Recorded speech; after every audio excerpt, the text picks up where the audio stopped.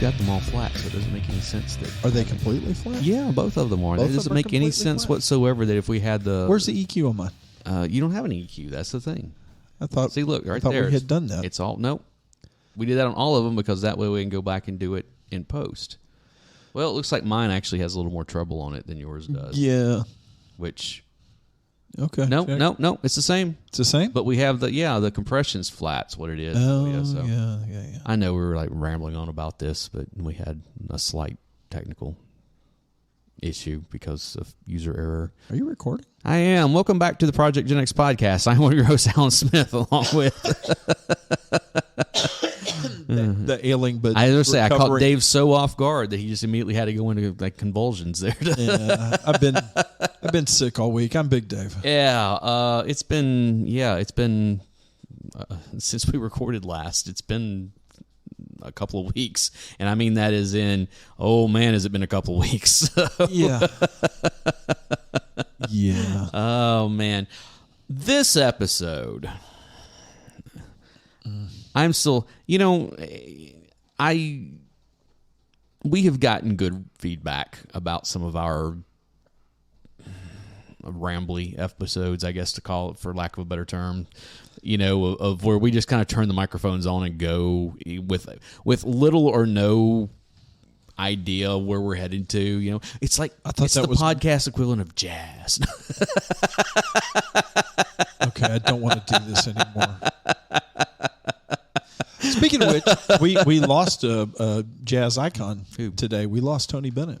Really? Yes. Oh, wow. I had not seen that. Yeah. Tony Bennett passed away. In his 90s? He was in his 90s. Yeah, I figured. Wow. He was dealing with I think it was Alzheimer's. Oh, yeah. And he evidently passed away at home this morning. Well, I mean, Tony Bennett was never quite my... I like Tony Bennett. It's all right. I mean, but those crooners, him and Sinatra and all Dean, and it's just never my bag, man. I get it. Don't get me wrong. There's some stuff here and there. I thought it was cool back in the early '90s when Tony Bennett did Unplugged. I thought that was pretty cool. I was like, all right, that's awesome. And the duets albums that he did with all the different artists. Lady Gaga. Yeah, actually, I have heard some of it. It is what it is. So. No, I like all that stuff, but I like a wide variety of music. I do as well, but that style of music just never called me. Like I said, a few songs here and there. They're all those artists that we talked about there. I have a song or two I really like by them. I get it. But I can't sit down and listen to a whole album of it or anything. So, So now that we got through. That's it. Thanks for bringing the whole thing down, Dave. No. That's what I'm here for. This episode, our topic, such that it is, I'm just calling comfort food. Okay. We can talk about legitimate comfort food, but I mean this across the boards of...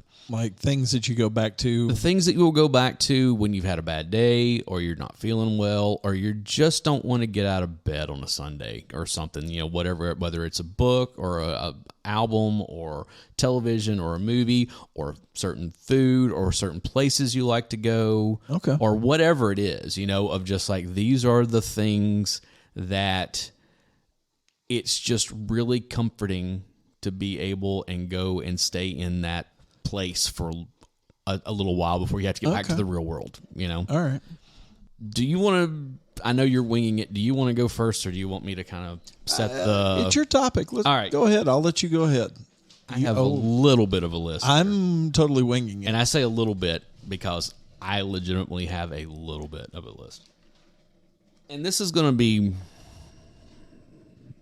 I know this, once the coffee kicks in, you can hear it in the background being made. Yeah, you'll get hyper. Maybe this will be a little more exciting than it is right now, but it's been a long day and I have not had nearly enough caffeine. This is also kind of going to be very rambly. I can go ahead and tell you that right now. I know this just from my own when I was starting to put some ideas down together on this one. So. Lots of derailings of ideas. Absolutely. I'm going to go my first one. And I'm going into the realm of television. Okay. Last year we did an episode about Firefly because it was the 20th anniversary, And I, this week, rewatched Firefly and Serenity again. I had not... Last year when we did the episode was the first time I had rewatched, the show and movie in many years. Okay. It used to kind of be about once a year, because it's not. I mean, it's what 13 or 14 episodes in a movie. It's not that much timed. I mean, it's like you can do it over a couple. If you're really bored one day and have nothing else to do whatsoever, you could plow through all of it in a day without any problems. Yeah. But it's, hey, you can do this over 2 or 3 nights or however long at your, and I think I went through it in about 3 nights or 3 or 4 nights maybe. I think I watched Firefly over 3 nights and then watched Serenity on the 4th night or something, Okay. And it's interesting going back and rewatching that show after not watching it as often as I used to where you kind of give yourself a little bit of distance. Between, when I used to watch it, like I said, about once a year or so, sometimes more, it kind of depended, It was one of those things that I knew the material so well that it was kind of like just, like listen to your favorite album for the 100th time. Yeah. It's like, oh, I know that at this point where the guitar comes in and this is the blah, blah, blah, blah, it so well. But then whenever you don't listen to it for a long time, and you come back and listen to it again, it's like you still know where all that stuff is. But you hear new stuff. But you start realizing some things that because you had listened to it and become so familiar with it, you were just kind of glazed over top of stuff. Yeah. And it was the same here, with several things. And also being a little older and looking at it with different eyes, and I really enjoyed that. That's just one. I mean, it's like what I actually had written down here under television was syndicated television. Oh, yeah, very much. And what I mean by that, and I tried to put it together as best I could, and I can't remember exactly. There was a time for a long time in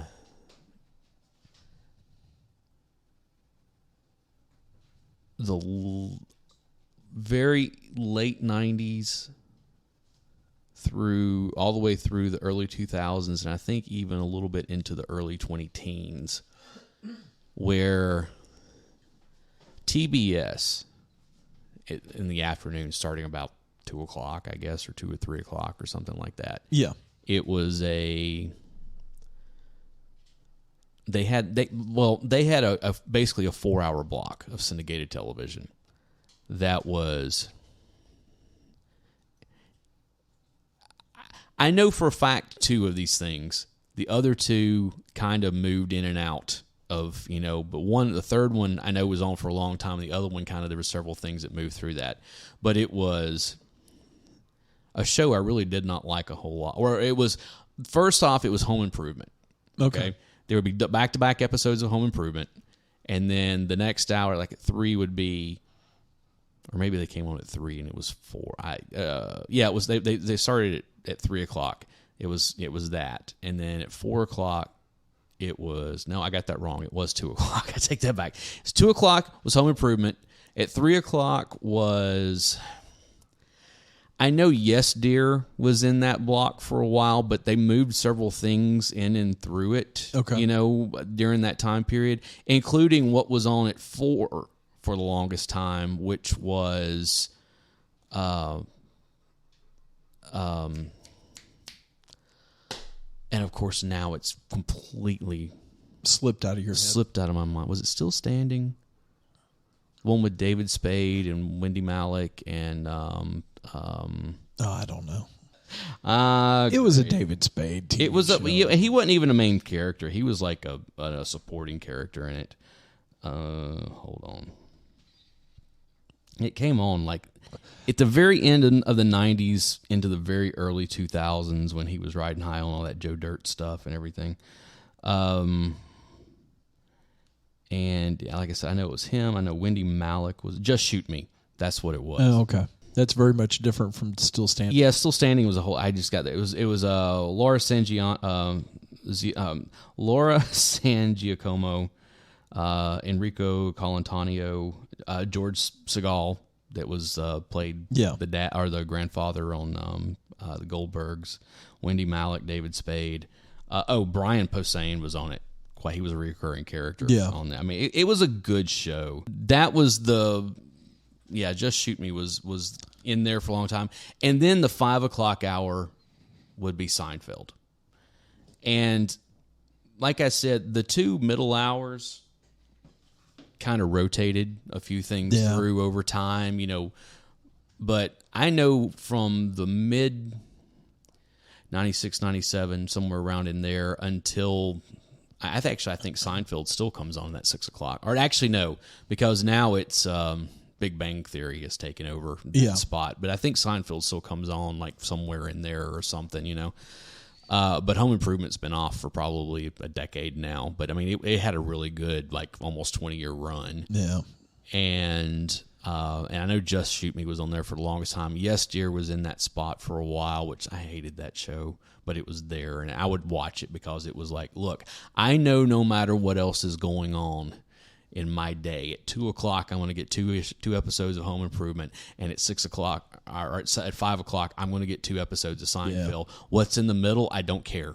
It's just getting through all the way through that. That's just going to like numb my mind down to nothing. And just it's kind of funny that you mentioned Big Bang Theory, because that's kind of become one of my new comfort shows. Yeah, and that's it's like if there's nothing else on, or I just need something to watch, I can always count on TBS having a couple hours of Big Bang Theory. I think they had Friends on in there at one point. Yeah, and of course, then you get into like local syndication. There were a bunch, like The Simpsons always came on at 5 o'clock here. You would get an episode of The Simpsons, and I think Seinfeld came on at 5:30, if I'm not mistaken. Yeah, or locally. Well, I remember at some point during those time slots, TNT, because TNT and TBS are tied together a little bit. Always had like the morning slot. It was like Charmed, Angel, Supernatural, and there was something that was a Drama in the AM is what they called it. Yeah, I know. And that was a block that I would watch because I'd be working at the paint store waiting for my afternoon classes to start. Right. I would go into work in the morning, turn that on, and that's what would be on in the background in the paint store while we were working. And that is getting into that also was like, the way that I watched a lot of the shows that I wound up binging over time was because of syndication. I didn't actually watch like Buffy. Like I never watched Buffy when it was on the air. It was after it had been off for a little bit, and I just happened because FX used to show it. They would show it in the afternoon at 3 and 4 central time, or 2 and was it 2 and 3 or 3 and 4? I can't remember. But then if you missed they showed them sequentially. But if you missed that day for whatever reason, the next morning at 6 a.m., at 6 and 7, they showed those previous 2 episodes. Yeah. So it was kind of one of those, like, if you had not, you could actually watch 4 hours of Buffy over the course of about 8 hours or so, type thing. And then TNT showed Angel, had back-to-back of Angel in the morning. And then, and so that's how I watched those shows initially. Yeah. That's how I watched Dawson's Creek, because TBS used to have them on in the mornings. And they would show Dawson's Creek. They would show back to back. And so that was one of those. A lot of those. And so there was a lot of course, this was at a time before DVR. This was I still had VCR, and I would set the VCR. I would set everything, and then I would record these. I knew when I get home, I'm going to get to watch whatever the show it is that I'm going through. That's how I watched The Practice. Yeah. Because FX had it on in the mornings, and several other shows like that. And it was always nice to know I'm going to come home. Now, what sucked was if something happened, like the power went out, or, any number of things where it was like, no, it's just same thing in the summer of 2000 when I was still in my middle 20s and had zero care in the world whatsoever. I was unemployed for a few months, and I wound up watching the entire run of Beverly Hills 90210 because FX showed it in the afternoon, and I always knew I'm going to get 2 episodes of this in the afternoon, and I've got something I can do. Yeah. Again, it was comfort food. It was something I could look forward to that I didn't have to worry about anything else that was going on during that time period. See, for me, it's MASH. MASH is That's another great one, yeah. Because that was something that I used to watch after in the evenings after the news. No, it was what I had a little TV in my room, and I would go to bed and I'd have MASH on watching it. When I fell asleep. Yeah, and then at midnight the TV station would cut off, and it would all of a sudden start hissing. I'd roll over and turn the TV. MASH came on. It was double MASH. It came on after the news on our ABC affiliate Channel 2 here, WKRN, and that was and then I think Nightline came on after that or something, and then it was but that kind of stuff, like, again, it's, and again, all of these shows that we're talking about here, I've seen countless times. Yeah. And a lot of it had to do because of the syndication of, like, I don't care. And I remember even not all that long ago, like in the last 6-7 years or something, plopping down for whatever reason one day on the couch and turning on the television, which is not something I do a whole lot anymore and haven't for a while. And I watch like live television so much, especially this kind of stuff, and flipping through the channels. And sure enough, on TBS, Seinfeld was coming on. And I remember laying on my couch as the sun was going down, watching 2 episodes of Seinfeld back to back, and thinking, God, this is just so nice to know that this is here. Yeah. Well, another one for me is Westerns.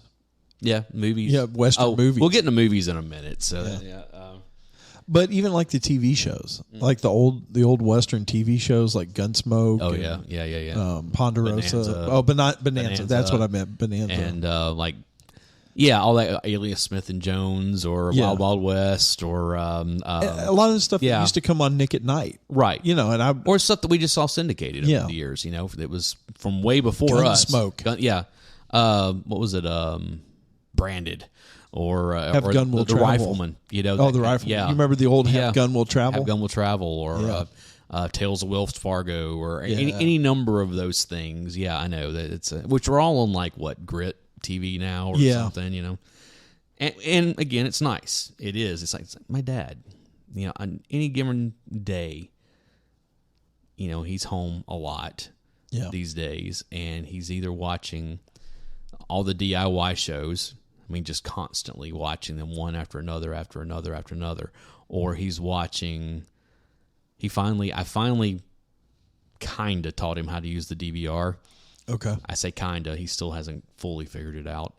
And, it's one of those things where he watches Secrets of Skinwalker Ranch and the Curse of Oak Island. Oh, no. And so it's one of those things which is, I think, hilarious, because I'm like, he's always like, I never heard about this stuff before. I'm like, really? Because I've known about Oak Island for 40 plus years at least. And Skinwalker I've known for at least a decade and a half. So I mean, it's like more like 2 decades. Yeah, but it's just kind of one of those things where it's like, welcome to the party. This is but and all the ghost hunter shows. Yeah, I never watched any of that stuff. But we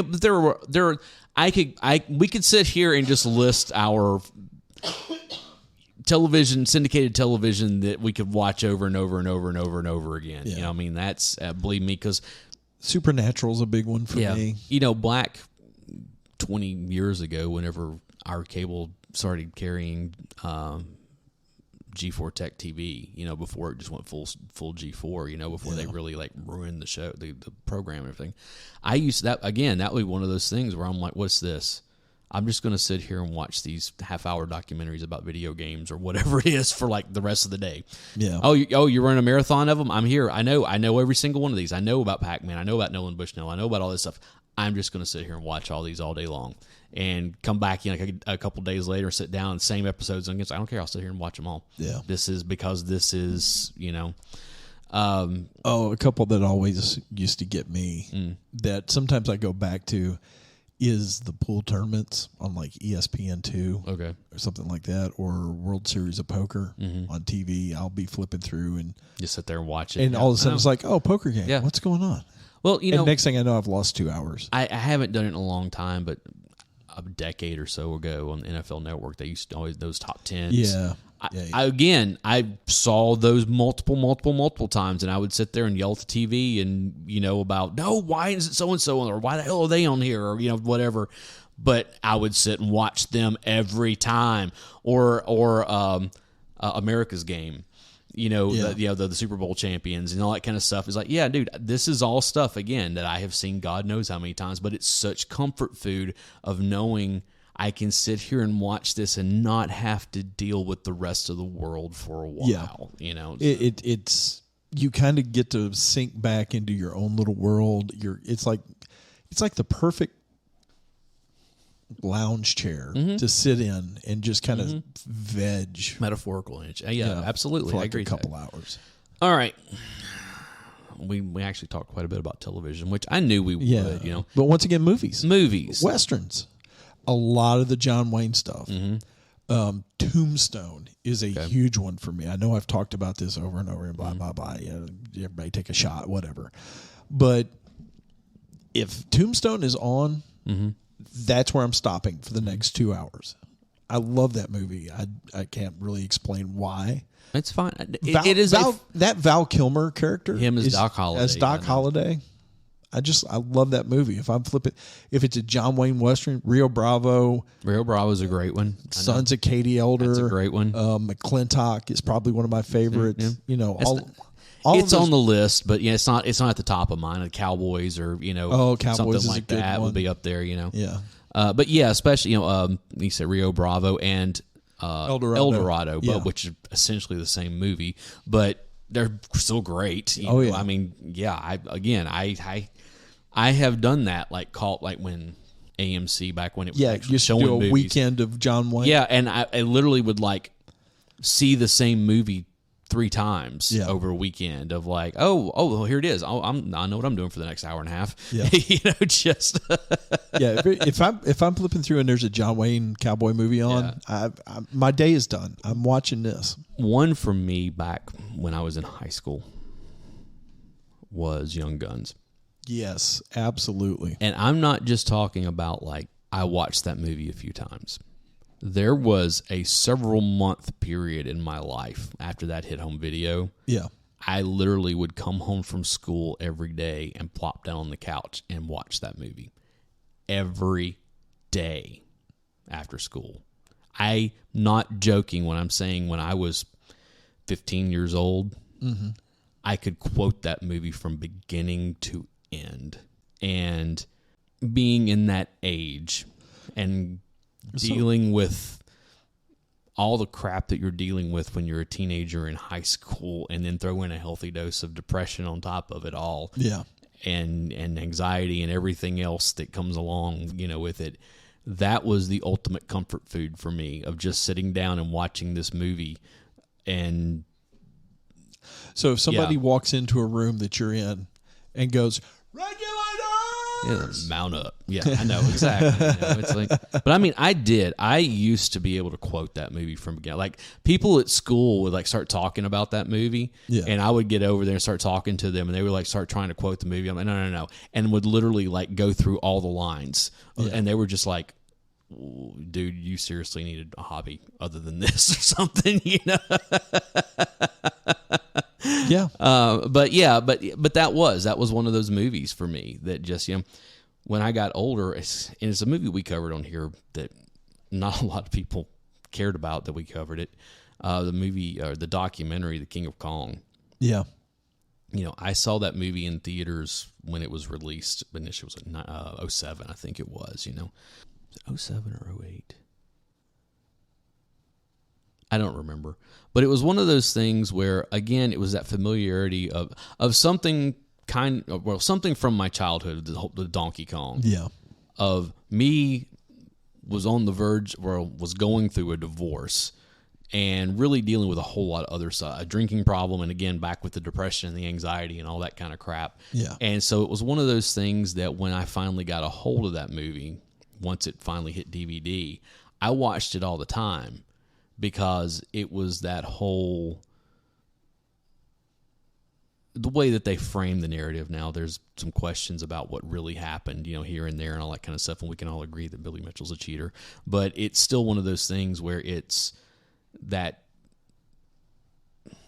good versus evil in a lot of ways. And the guy that seems to have everything going for him, and the guy that just cannot catch a break no matter what happens in his life. The underdog. And grabbing onto this one thing. I can be better than anybody else at this, but I just got to get past this one asshole. Yeah. And it's and his chicken sauce. Yeah, or his barbecue sauce, or chicken wing, his wing sauce, Yeah, but it's just kind of one of those things where it was like it was kind of like Clerks 2.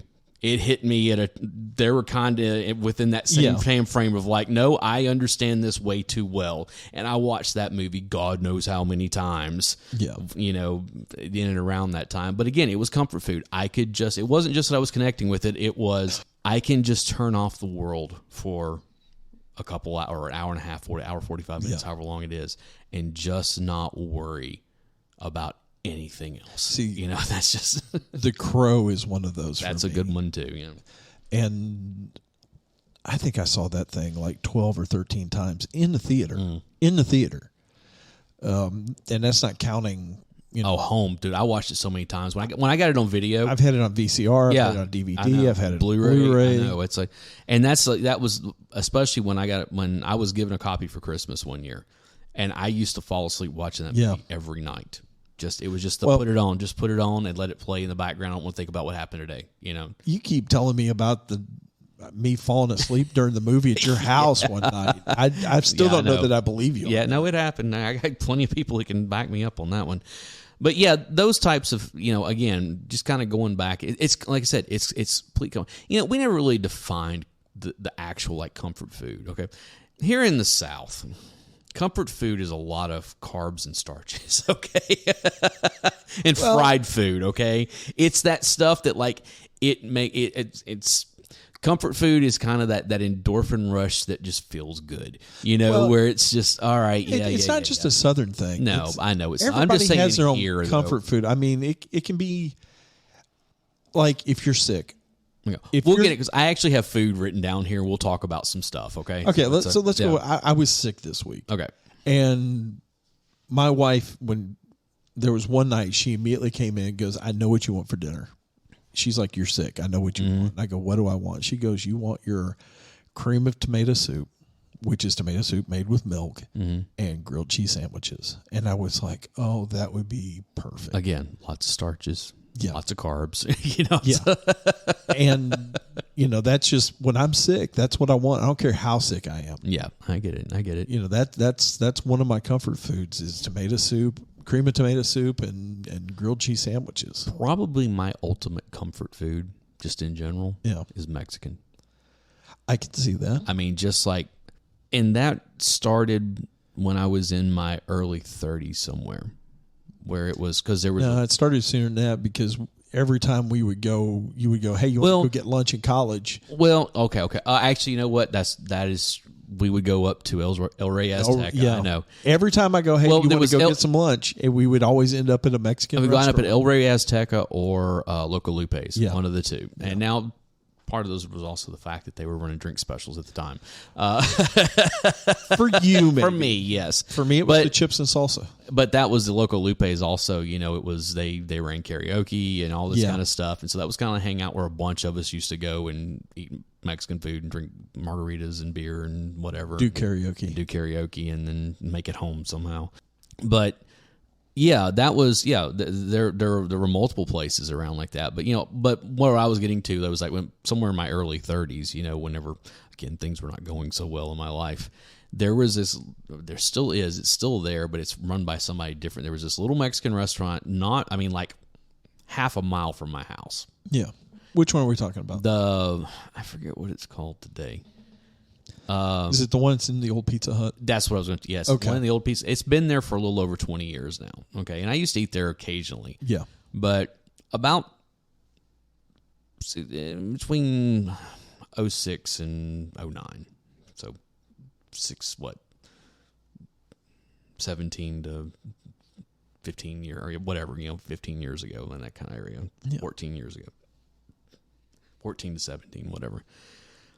That was kind of that and one other place was my kind of, it's on the way home. I'm just going to stop in there. It's happy hour. If I got out of work early enough, I was still catching the afternoon specials on food as well, type stuff. Yeah. And I would just sit there and eat way too much food, and either, depending on how my mood, either drink. They had like the big mugs of the 64 ounce of beer, and I would always get Dos Equis Amber because I liked dark beer, or do the 2-for-1 margarita, depending. It was one of the two. It was one of those. All right. Even to the point where I quit drinking, they would still come around every once in a while and try to go ahead and set down whatever I was drinking. I was like, no, I'm done. I'm done. This is like, because I'd been coming in there for so long, they knew. I sit down, and they would usually, one of the waitresses, the two waitresses that worked there in that time period, whoever section I was in would be, she was like, Dos Equis or margarita, which one tonight? That was just kind of the whatever, But it was more with the food than anything. And that was like, that became such a thing even, because when we started at the time, the Cinegeek podcast, Yeah. It was here local as well at a comic shop where we were doing it. And it literally was just like right down the road from that Mexican place. And so a lot of times I would go on Wednesdays, because we were doing on Wednesdays. I would go and pick up my comic books, go back to the restaurant and sit there and read them, and drink margaritas or whatever, and eat food and get something to eat, and then go to the comic shop, and then we would do the podcast. And and that was kind of our that was the thing. Luckily, those episodes are not still up, because some of them got really dicey because I sat there too long drinking margaritas and stuff, and then decided to go live on a microphone. And yeah, you sober on a microphone is I know. You can only imagine what the drunk version of me on a microphone is. But it was just that was my routine. It was my comfort. This is the thing that this. One of the other things there was, and before that became the routine, there was another place that had been around Nashville forever. It was this little place over in Inglewood, like just over past Broadley Parkway. I know anyone who live around here, unless you live here, you know what we're talking about. But it was like on a main road heading towards downtown Nashville. And you get past this one, it's called Broadley Parkway, that goes all the way around the city. Kinda. No, it goes all the way around the city. Even at that time, they had opened it up to where it went all the way around. Okay. But it was this little place. It was a drive-through place. It was called Es Fernando's. And it was a little drive-through. Is it on the left? Going towards Nashville? Yes. Right inside of... I remember that place. Yeah, okay. Well, they moved in, I think it was 2005 or 2006 or something like that. And they moved back closer in towards my side of town. And the funny thing is that they reopened where the Taco Bell used to be, like in the old building before they built the new one. Okay. And I actually had to sit down as well. But I used to always just go in there. I would just always go through the drive-thru. Yeah. They had some of the best salsa I have ever had in my life. I wish to God that place was still around, because I would go in and I would get their chicken tacos, which also amazing. And get their chicken soft tacos. I'd get like 2 or 3, 4 of them, depending on how hungry I was, and a bag of chips and salsa. And I would go home. And of course, I usually had beer in the fridge or whatever, but I would just like veg out and watch TV or whatever it was and eat that stuff. And that was the best thing ever. Again, of just being like, no, I will go in my room over here where all my stuff is, away from everything else, and watch TV and not be bothered for the next however long until I decide to come out. Yeah. Type stuff. And then they closed, and that went away, and I lost my comfort, and I wound up going to the other restaurant for the longest time. Which I've eaten at that one with you. It is pretty good. It is. It's different now than it was. Yeah. It is. It's a different menu. It's different cooks. It's different everything. I actually prefer your other Mexican restaurant. Las Maracas. Las Maracas up on the hill. Yeah. That one started over in East Nashville, and then they opened this one over here about, I don't know, 7 or 8 years ago. Yeah, I like in there. I like them a lot. Yeah, it might have been a little longer ago now that I think about it. Yeah, they're good, but that just that was there are other. I mean, like these days, I don't do Mexican food as much, but I will say this, and it's pretty, and you've had it, and it's cheap. Yeah, you know where I'm going. Little Caesars deep dish pizza. Yeah. I don't generally like Little Caesars pizza, but for whatever reason, one time I was like, if I'm going to, all right, look, this is easy and cheap to go through the drive-thru and just pick up. And that was at that time, you could still get the deep dish through the drive-thru without having to call ahead or anything. And I picked one up one day. I was like, you know what? This is actually really good. Yeah. And that kind of became my, hey, look, it's right around the corner from my house. I can use the app to order and then just drive through and then pick it up. I pay through the app, all that kind of stuff. Just drive through, pick it up, and then go back home. Yeah. Type thing. And that's kind of become the thing. I got you eating them. My son eats them. My dad likes them better than any of the other stuff now and all that kind of stuff. And I'm like, yeah, I know. It's disgusting cheap pizza, but it just tastes good and it makes my belly feel good. Yeah. So it's you're not wrong, which is why I'm glad there's not a Little Caesars anywhere close to where I live at. Because pizza was never one of those like, I've always kind of been like, I like pizza, but I was never like, I got to have pizza all the time. But for whatever reason, over the last, like, say, 4 years or so, that has become there are quite a few times when my son's with me, I'm like, dude, no. I'll ask him what he wants. He's like, I want pizza. I'm like, no. We've already had pizza twice this week. We're not doing it again. Yeah. No, pizza is one of mine. I'll flat admit it. If my body could take it, I would probably eat pizza all the time. I just... with my diabetes, the carbs, I can't do it anymore. Yeah, I know. And that's especially since from last year, started watching more of that stuff after my doctor's visit where we got into it. And I basically said, I'm not going on all this medication. I'll prove that I don't have to.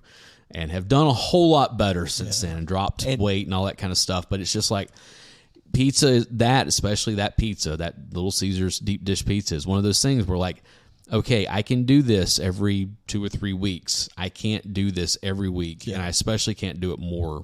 And so it's especially if I could find a place that does a decent Chicago deep dish. Well, that's the other thing. Pizza Hut's been trash for decades. Oh yeah. Okay. No, they're like Domino's was never good.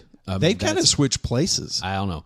But the Domino's thin crust is actually pretty good. Well, for the longest time, my go-to pizza was Papa John's.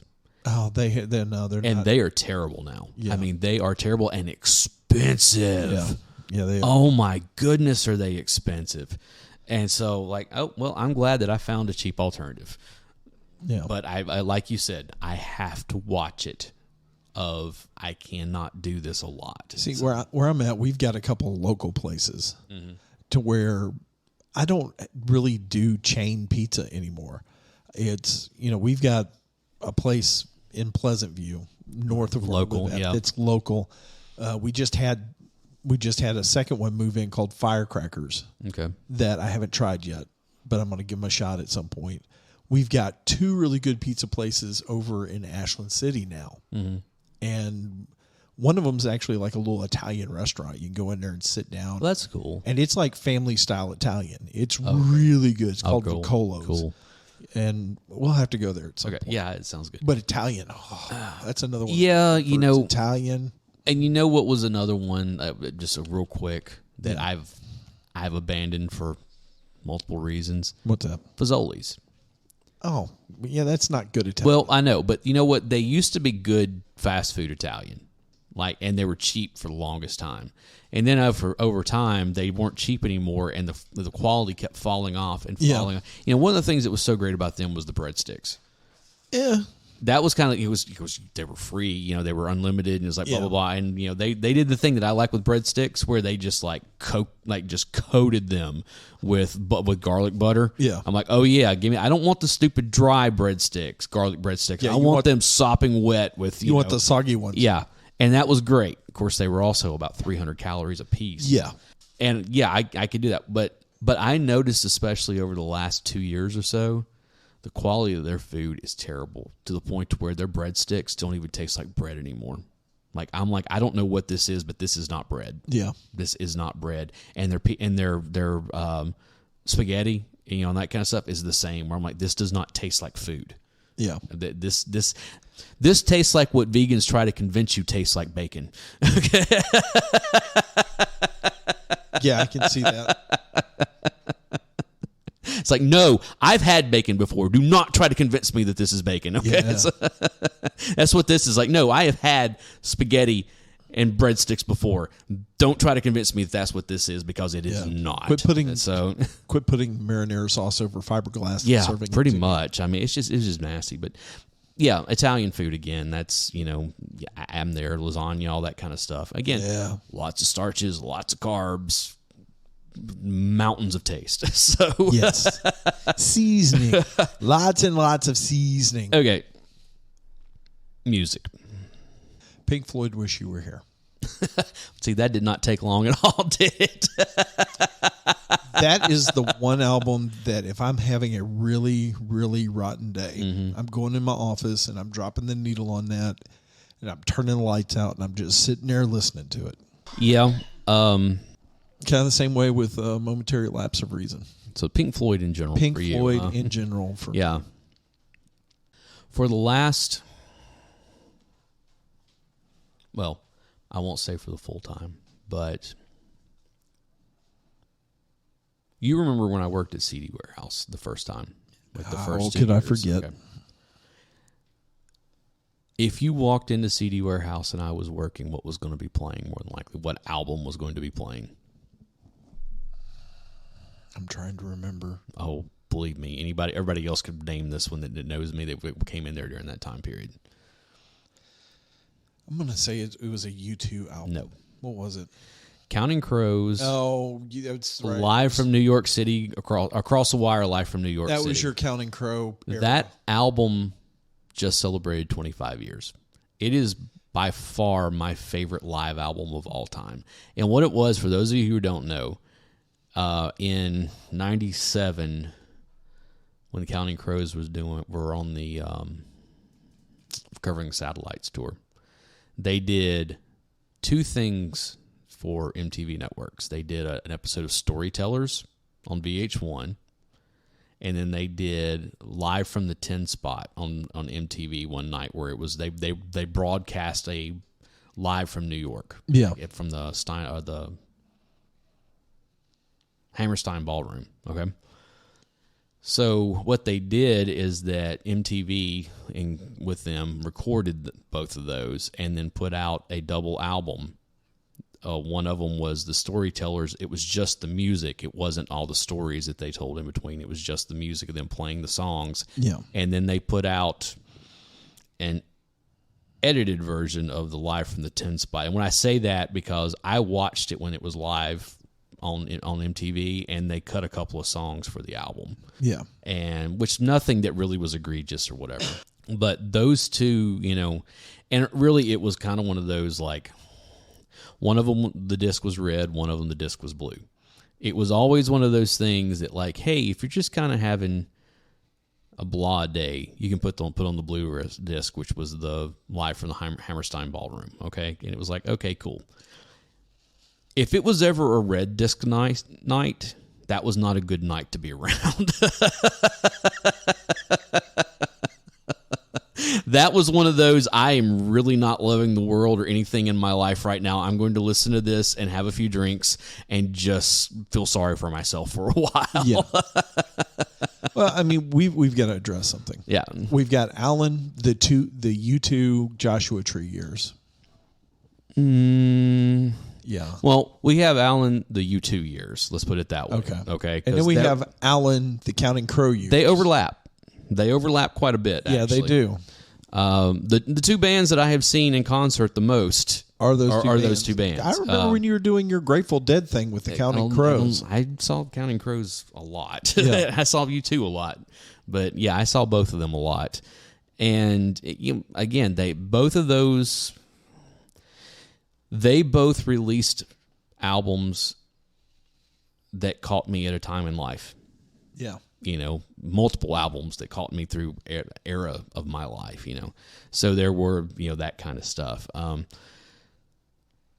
I can't say that I've really liked either one of bulk of anything they've done over the last, let's say, 15 years. So it's kind of a... I haven't really dug anything they've done past Recovering the Satellites. Yeah, see, my favorite album from them is still the first one. August and Everything Out is a great album. That album Recovering the Satellites has a vibe to it that just does not... I agree.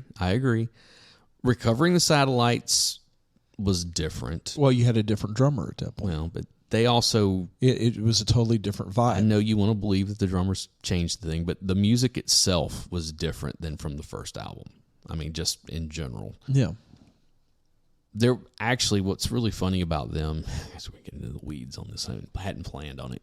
If you look at their first, the who played on their first album, okay? Mm-hmm. It was more than just the drummer that was different on the second album. Yeah. When they recorded August and Everything After, Dave Emmergluck played all the guitar, like all the lead guitar and everything on it. Okay, well, he didn't really want, he was a friend of Adam Duritz, and he recorded, he went in and recorded with them, but he said he didn't want to be in the band because he was already in another band. And so when they went out on tour, they hired, and of course now I'm blanking on his name, Dan Vickery, okay? Mm-hmm. And he wound up, he's still with them. Like he became their lead guitar player after that, but he did not play on that first album. Yeah. Okay. And then the guy that played drums for them in that first album, I cannot remember his name off the top of my head. He was, but he went on to play for Third Eye Blind. Yeah. After he basically left, when he left them, he went to play with Third Eye Blind. But Ben Mize, who came in after him, played through, he played on the next 4 or 5, I think the next 4 albums or something like that.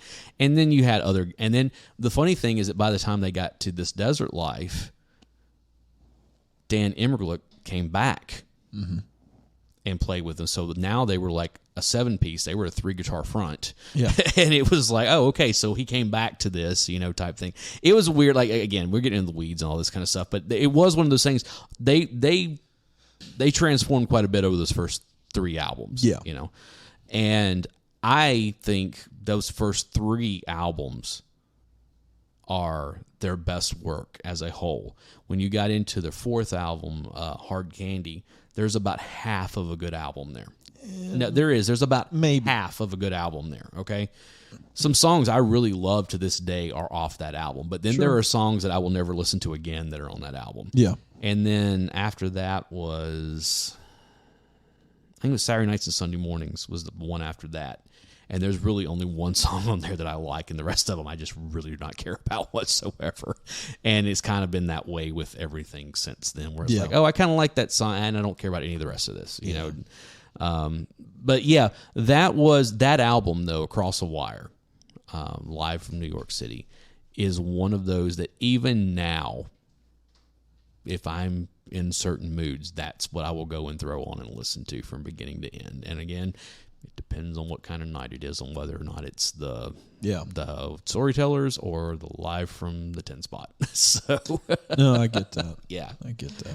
So, but I could go on and on and on about certain types of music. Usually it's songs, or it's playlists that I've made in the last 15 years or so of songs that, like, this stuff just really, I can go through my phone right now and start and go through all the many playlists that are in there. And each one of them is comfort food for a different day that I'm having. So yeah. No, I get it. I'm glad we kind of got that. Do you have anything you want to, before we go into this next last one that I have written down here of what I consider comfort food? I don't think so. Okay. I have podcasts listed on here. I don't have. Okay. And when I say podcast, I'm not talking about going down and listing off my favorite podcasts or the ones that I listen to all the time or whatever. Yeah. I'm talking about podcasts in general. Okay. Okay. In 2006, when I started a new job, I was in a car a lot. Yeah. For my job, I had running paperwork all over the place, so across a couple of states, type stuff.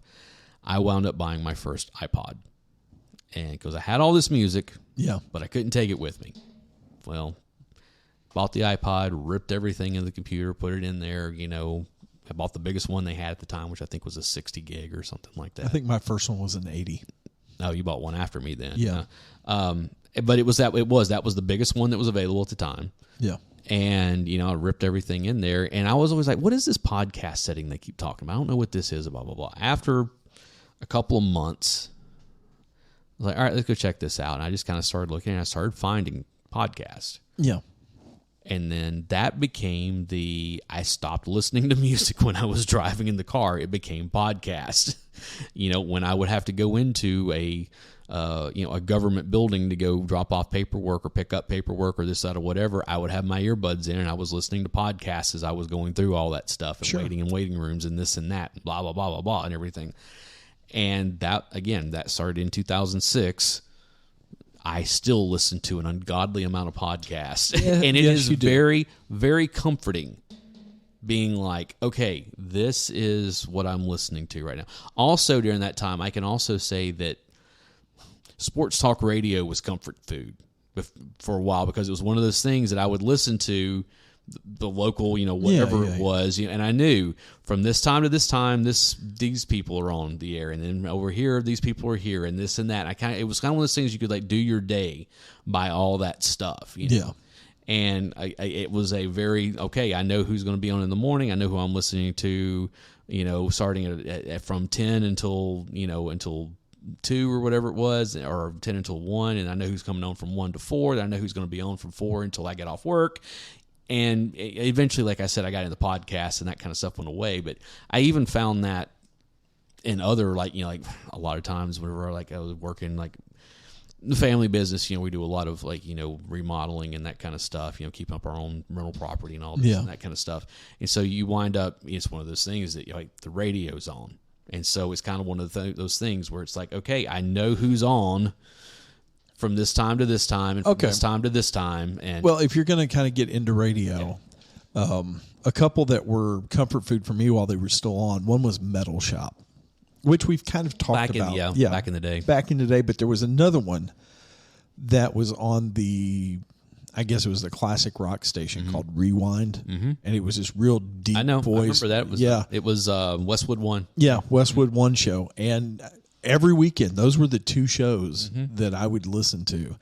And I still try to go back and find, I'm sure that I know that Metal Shop, there is a website that has a bunch of that stuff on there. But Rewind, you can't find it anywhere. I wonder if Wes might go look at Westwood One and see if maybe that was it. But I remember hearing some Rewind. I discovered some stuff. That And it was always going back and listening to old bands, and digging deep into. A lot of times have interviews with the people in the band, or a band member or a singer or whatever it was. Man, that dude had golden pipes. Yeah, I know. It was just like, I wish I had his voice. But that was what I was kind of getting with podcasts. It was like,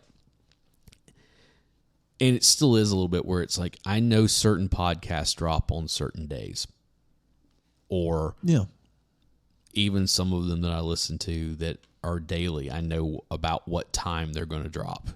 So it's kind of one of those things that a lot of times, there's one in particular that I usually listen to while I'm laying in bed trying to go to sleep. It's like, I know it comes every night. It's going to be there unless something happens. They don't wind up not recording that night or whatever. And it's one of those, it's like, fine, by the time I hit bed, it's going to be on my phone and I'm going to put it in my or my earbuds, and I'm going to be listening to this. Is that your Bigfoot podcast? No. I haven't listened to that one. I bounce in and out with that one. I'll go months of listening to it, and then I'll drop it for a while, but then I'll come back to it months later. So what's the one you're listening to when you're going to sleep? It's a political podcast. I'm not getting into it. Oh, okay. But I've even recently been doing the same thing with YouTube channels, certain YouTube channels that what did they do today? Because, I subscribe to them or whatever. Yeah. It's one of those things that a lot of times I don't really watch the channel so much as it'll be on and I'm listening to it while I'm laying in bed, as opposed to because it's, but there are certain things. It's like, oh, I know that this is going to be on the Y-Files is going to drop on Thursday night, or this or that, type stuff. And it's just like, okay, cool.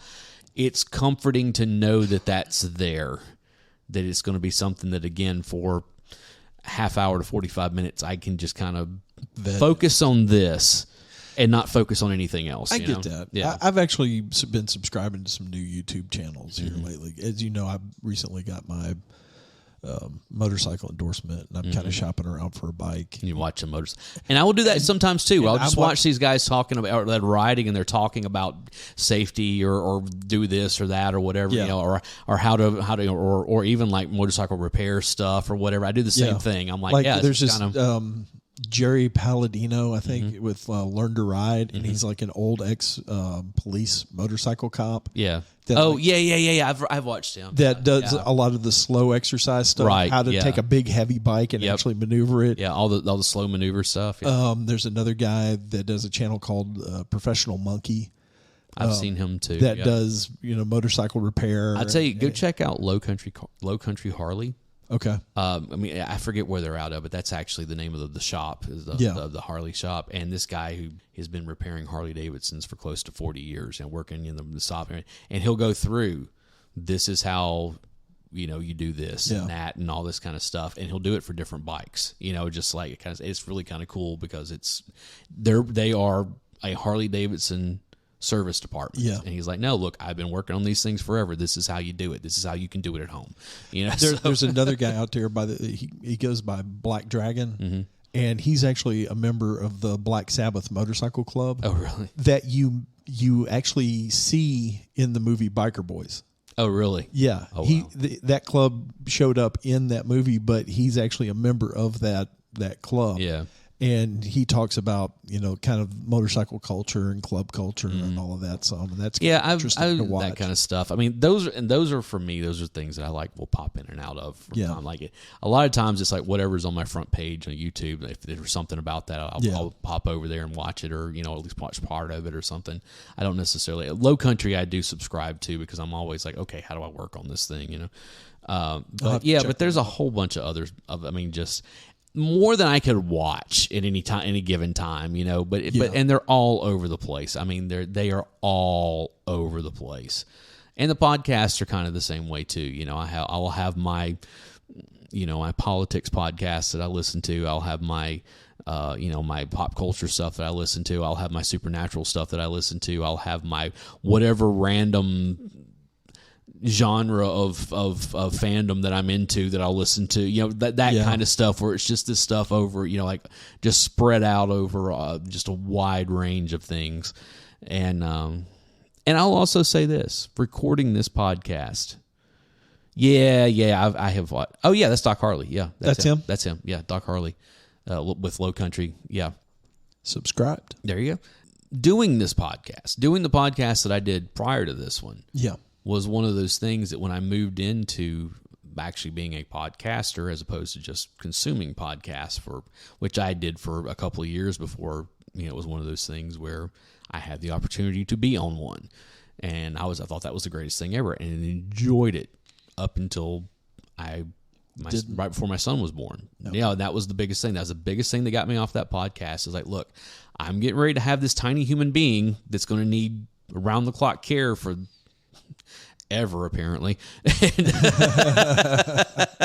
But especially for those first, that first year and a half, 2 years, Yeah. So it's one of those things is like, I can't always be here. And if I can't be here every week, I don't want to be a pop in once a month or, once every couple months type person, Yeah. And so I just, it was, and they were moving in a different direction. It was a good time to call it quits.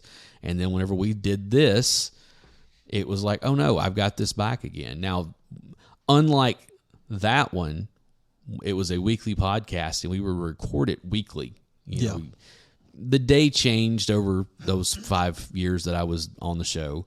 It would start off, I think it was originally on Thursday nights, and then it was Wednesday, and then it was Monday at one point. It was Tuesday at one point. It was just kind of because stuff changed in life, And so it was like, all right, that's fine. But I always knew that this is coming up every week and I'm going to be doing this. Yeah. And now it's like, I know that every couple of weeks we're going to get together and record a few episodes, and then I get to sit down and edit and do all this kind of stuff. And again, it's something, it's like, it's very comforting. Right now, as we're sitting here, it's like, what?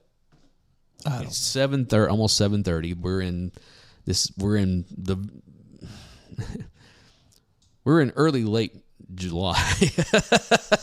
We're in the third week. Yeah, and this year July's got 5 weekends, so we're actually in the fourth weekend of the month now. And we're sitting here in this wonderful studio that we have here in my new place, with the windows, not the windows open, but the blinds open, and the sun is almost down completely. And this is comfort like you wouldn't believe. Yeah. Just being in here, and it's part of the reason I don't think I ever posted anything in our Discord about when this room was done, like the colors I painted it and all that kind of stuff. Well, you're still kind of working on it. Well, but I'm talking about these colors, okay? Yeah. I chose this particular color. It is a pumpkin orange. It is a pumpkin orange, very much so. It's a light pumpkin orange, and I did this on purpose because this is very calming.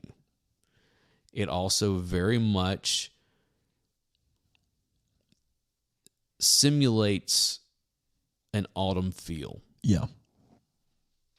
And I guess maybe I have one more on this. There is nothing more comforting to me than late September, early October, walking outside and it being about 45 degrees. Yeah. With a nice cool breeze and leaves falling, turn colors and they're starting to fall, and that kind of stuff. And just it's the best time of the year. Being there and not worrying about anything else in the world whatsoever. Maybe sitting on my front porch, maybe out next to, sitting on next to my fire pit or something like that. Not necessarily with the fire pit going, but just sitting out there while the sun's still up, but it's down in the sky, And generally there's a wafting of wood smoke. Absolutely. Somewhere. And so that, when I got to this new place and said, this is going to be our podcast studio, I wanted to try to replicate that the best I could year round. Yeah. So, yes, podcasting has been a tremendous comfort for me over the last 15 plus years for a lot of reasons. Whether it was listening to or recording them myself, because it's just kind of one of those, it's that old friends mentality. Even if you don't actually know the people on the other end of it, it's these voices have been coming into my head for years, a lot of them. Yeah. Been coming, just like. And I know I've been gone from the Discord server for a little bit because real life is just and there's been a lot of real life whipping my tail. And but I enjoy visiting with those folks when I get the chance. Mm-hmm. I was glad that here recently Miss So came back on again. Yeah, I know she's been dealing with some stuff. She's been dealing with real life too. And it's one of those that I had not heard from her in a while anywhere. And she also just popped up one night. And I was tremendously happy. Yeah, to know that she's doing as okay as she can be right now. Yeah. So that was... Hang in there. We're thinking about you. Exactly. And so, yeah, but everybody has whatever. You know what? Something we didn't even bring up that's very much a comfort food? What's that? Coffee. Yes. Yes, absolutely. Absolutely. Waffle House could go in that. As many times as we have sat at Waffle House, the food itself, but also just sitting at Waffle House, drinking coffee, and talking about whatever BS is just whatever on. BS, and that kind of stuff. So, that is. I know everybody has theirs. When this episode drops, I want to ask our audience to do a couple things for us. The first one, if you're not yet on our Discord, go. I know Discord can be a little scary at first if you're not already on it, that kind of thing. But it really, you'll get the hang of it very quickly, and it's okay to be a lurker. It is fine to be a lurker. Absolutely, but it is also one of those things where we do have a good community over there. Oh yeah, absolutely. That could be bigger and greater. and I'm not necessarily for numbers, but just a greater community in general. Yeah. I would encourage you to go. There's a link in the show notes. Go. At least come over and check it out. Come over, check it out. If you don't like it, you don't have to stay. It doesn't cost you anything. It's, whatever. It's free. Exactly. But the other thing is that if you do that, or when you do that, those of us who are already on there, Dave and I probably not so much since we've just spent over an hour talking about this, but tell us about those things that are comforting to you. Yeah. What is it? What are those things? Make the post on the podcast tab or whatever. It's like, look, this is what I do when I need to just go and not think about the world for a while, because we all do it in some shape, way, or form. Hey, and you may give somebody else a new avenue to absolutely go and check something out. And not only that, but one of the things that I learned in my 40s. I know I'm barely hanging on to it still, but I'm still hanging on to them barely. I lost the 40s. Is that talking about the things in your life that mean something to you in whatever capacity it is with someone else is tremendously helpful for both of you. It helps you to say, hey, when things are not going great for me, this is what I do. Yeah. And it helps the person who is listening to you to be like, that gives me a little more insight to who you are. And then they can turn around and say, hey, whenever things aren't going great in my life, or I just need to chill out for a while, this is what I do. And again, you get that back and forth. Yeah. And maybe, because at some point, a lot of these things that we talked about on here, I don't do any longer for one reason or another. Some of them is very good that I don't do them any longer, Yeah. I won't go into it. But Dave and our friend Corey have both had to sit and listen to me run down the things that have like, hey, when I'm doing this, and this, things are not going good in my life. And they're like, please stop telling me about these things. I'll tell you one that I didn't put on here that I will share. Okay. Video games. Yes. Okay.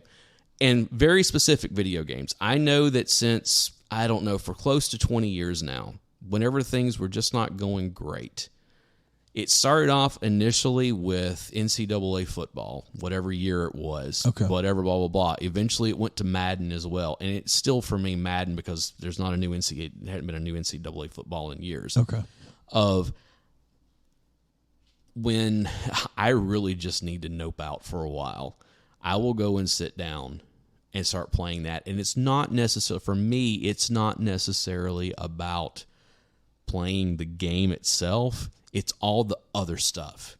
It's the trades and the scouting for the next season, for the and all this kind of stuff. And I especially used to love that with NCAA football, because there was so much you could do without ever actually playing a game. Yeah.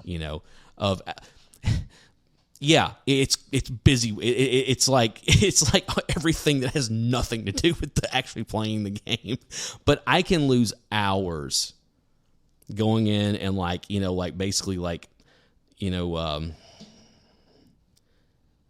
going and advancing through an entire season, let it advance, where it advances to the playoffs, and see if, my team that I put together actually made the playoffs or whatever. And then getting into the off season and then going through, okay, who am I going to keep? Should I trade this person? Should I do this? Or okay, let's go look at the scouting for the draft and this and that, and then basically get through all that stuff, and then just hit advance to playoffs again and let it go all the way through and see where that runs out, and wind up doing 10 or 12 seasons of that type of stuff over way too long of a time that I should have been sitting in front of the TV doing that. Or fantasy draft. That's one of the things I really love, of whoever the current that current year, and this. I know the way I'm setting up this franchise is I'm doing fantasy draft, and then just seeing what the best team I can draft out of who's available. So yeah, I've got several, and I'm going to have to dig through my boxes of stuff and see if I can find my Atari 2600 again, because that one for me was for a lot of years was my kind of comfort video game. With Asteroids and Pac-Man. I know. And there was Circus, stuff, especially on the. God, I cannot tell you how many times I played through Super Mario Brothers, Oh yeah, you were a first Nintendo, one. You were a Nintendo kid, and The Legend of Zelda and several other games like that. Dragon Warrior, I would play that like once a year. I know it took a long time, but I would play through that game like once a year. But then whenever I got the Sega Genesis, again, I cannot tell you how many times I played through those first 3 Sonic games. Over and over and over and over and over and over again. I never had the Genesis. I wanted the Genesis because I was such a Mortal Kombat guy. And the Mortal Kombat was the other two. I would sit and just like go through an entire tournament, and stuff. Yeah. When I finally got my first PlayStation, the game that I kept going back to was the Tony Hawk. Yeah, Tony Hawk Pro Skater. That we can go into a serious deep dive into that stuff. Right now, the only video game system that I have hooked up is my original. I've got the original Xbox. Yeah. I've been looking for one of those and you can't find them. And the 2 games that I go back and forth between when I've had a really super bad day is Tiger Woods Golf and it was such a fun game back then. Need for Speed Underground. I was never big on the racing games, but yeah, that was a good one. It was, and it's more about building the cars, and having to race to get the money and trying to get good to race, and actually then building the car and setting the car up for the certain races and all that. Yeah, I agree. Yeah, again, we could probably do a whole episode about that, comfort video games. But yeah, it's the same thing. That's I know I really, really fell into Skyrim. When that game came out. Oh, really? Oh, my God. I spent hundreds of hours on that stupid game. The only video game, James Bond video game that I ever played. No, Skyrim. Elder Scrolls. Oh. No, not Skyfall. Yeah, okay. Elder Scrolls 5, Skyrim. I never got to play that. Oh, my God. I spent hundreds of hours on that game. I kind of did the same thing with Legend of Zelda Breath of the Wild. Okay. When the Switch was came out on that. I've been playing Tears of the Kingdom since it was released, a couple months ago. But I'll be honest, it's like that was one of those games I sat down and I played quite a bit the first night, and then I played a little more the next night, and then I came back like a week later and I played, several hours one night. And it's just kind of been like in between those sessions keeps getting longer and longer. And I just have not enjoyed it as much as I did Breath of the Wild. It's essentially the same thing. I mean, of course, it's different, but it's that same style, that open world, more of the the RPG type thing, which I really love. But for whatever reason, I'm just not as invested in this one as I was that first one. And I think a lot of it has to do with the fact of it was something completely different for Zelda. Yeah, and it was really cool. And also kind of coming off that Skyrim from just a couple years prior of me playing so much of it. It's like, oh, this is kind of the same thing, but it's this character that I've known for 30-plus years, and I really love it. Yeah, I get it. And now it's kind of like, oh, no, see, I've played through that game at least 1.5 more times since then, and now I'm playing something else that picks up directly after that one ends, but I think I've played through it so much before that I really don't care so much about this adventure, Who knows? Also, it's like I've said many times, the older I get, the more I like the idea of video games as opposed to actually playing video games. Yeah. So when I find myself in a place where I am obsessively playing video games, I know my life is not going well. So. And we will not get into any other things on that list. So. Yeah, let's leave that alone. There's no need to give our listeners really nightmares. Is none. There is none. So, yeah, anyways, but like I was saying, go check out the Discord. Share your, Talk to us. Talk to us. Talk to each other. Don't just talk to us, talk to each other. Yeah. And then the other thing I wanted to ask you guys to do is, if you have not already, subscribe to the show through whatever aggregator you use, okay? Whether it's Apple or whether it's Overcast,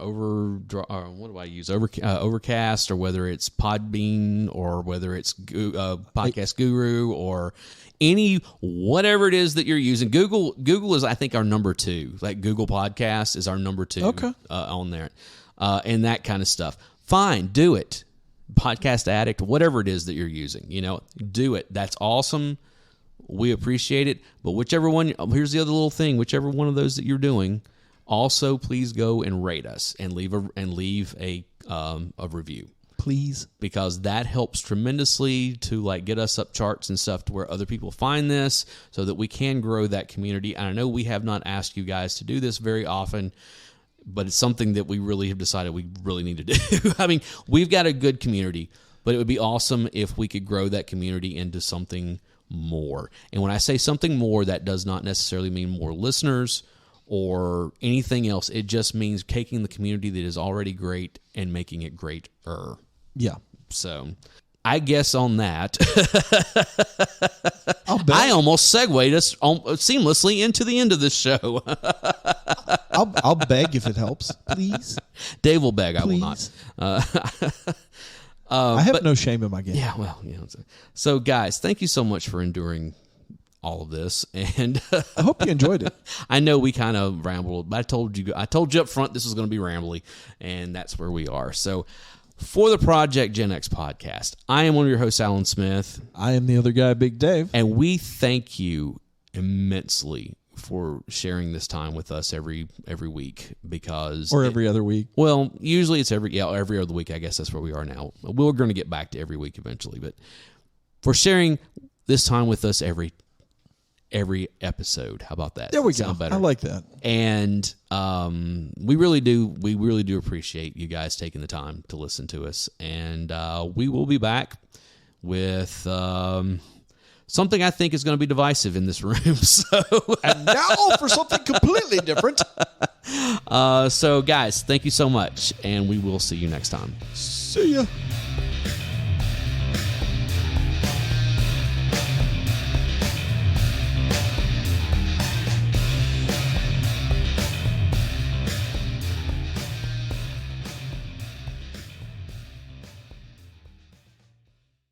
Hey, Biscuit, seriously.